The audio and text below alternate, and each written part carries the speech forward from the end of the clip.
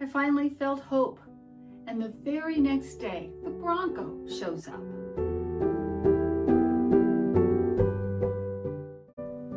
Sunday, I got back in the pool for the first time in weeks, no months. If you watched last week's vlog, you know what that felt like, and the link to that vlog is in the description. Short version, the water held me, and for the first time in a long, long time, I felt physically free. I came home thinking, okay, things are shifting. Hope was not a small word that day. And Monday was my birthday, and my sinuses had other plans. I woke up congested. I think the porch and garden cleanup work I did the week before, that vlog is also listed below, stirred things up between the soil and the season change and sparked my seasonal allergies, which added to Monday's problems.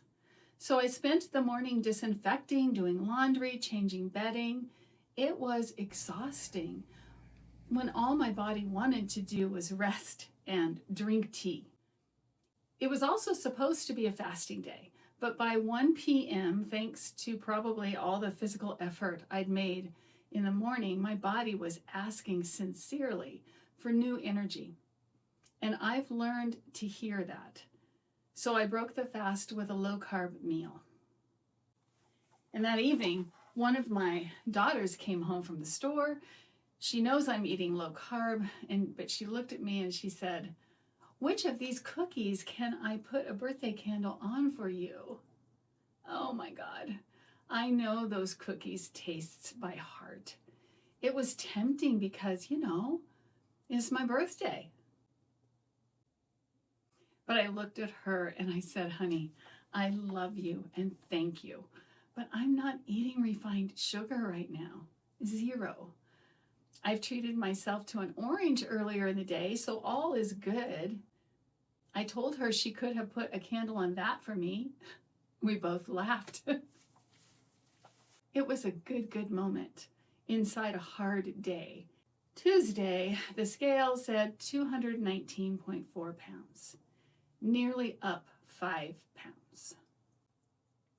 I know that that's inflammation, that the body's holding water while she fights this virus.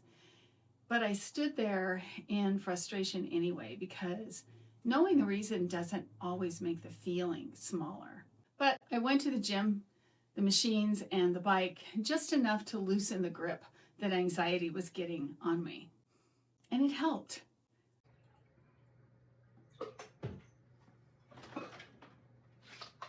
I'm filming this today on Wednesday because I am in it today.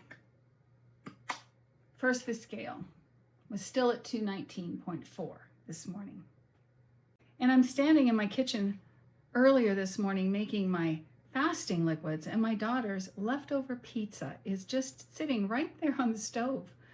I can smell the crust, the cheeses, the garlic all mixing together. Her pizza, her food, is for her to control. No problem with that. But the smell of it this morning just felt like a kick in the gut, I just had to get out and take a walk. Walking does help relieve frustration, but I can tell you, nothing's going to relieve this frustration today. Oh, you'll probably hear our neighbors in the background here are getting a new fence for spring. So there's construction going on. Hopefully you won't hear too much of that. So here is what I know and feel. I am holding all of these contradictions at the same time. I know this is virus weight that my body is holding. I know that she is protecting herself and will let go when she can, when she's ready, and that will be the best for me. I also feel impatient. I'm tired of slow weeks.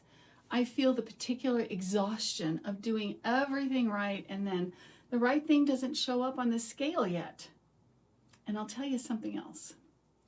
There is real answered prayer, good happening in my life right now.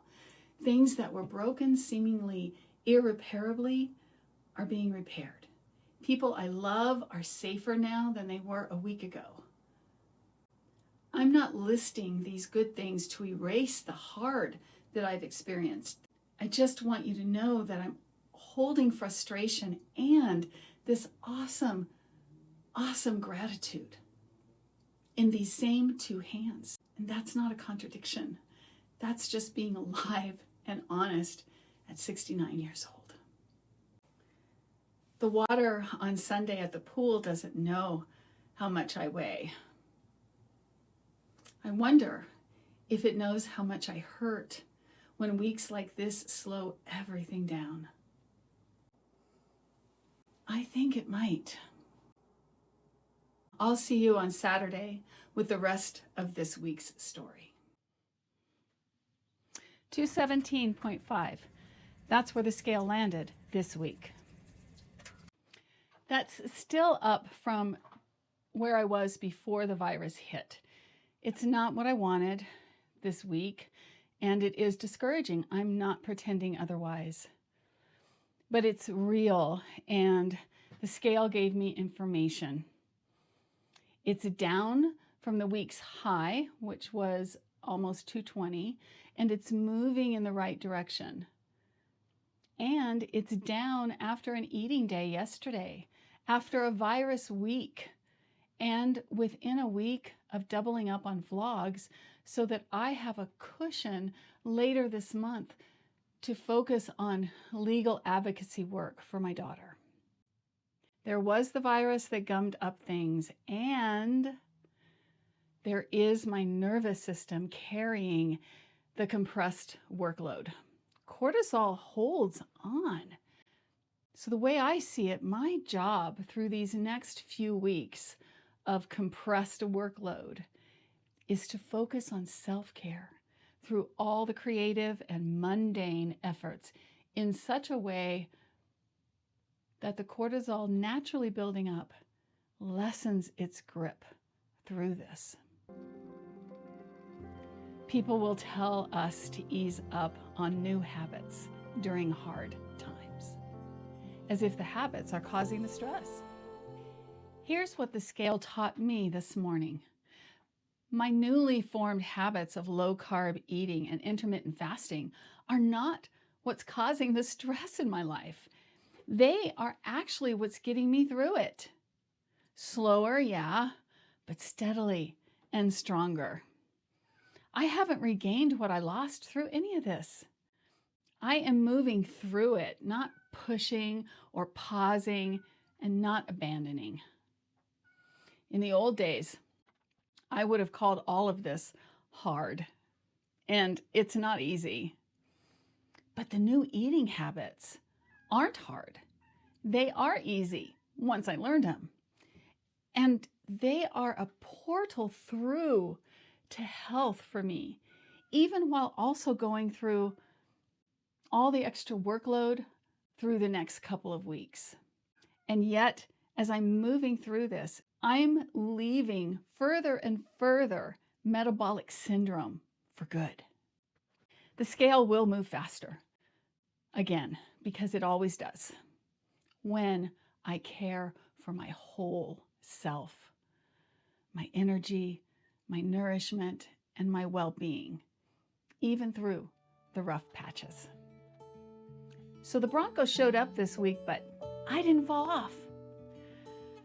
If you're in it too right now, butterfly friends, welcome to the club.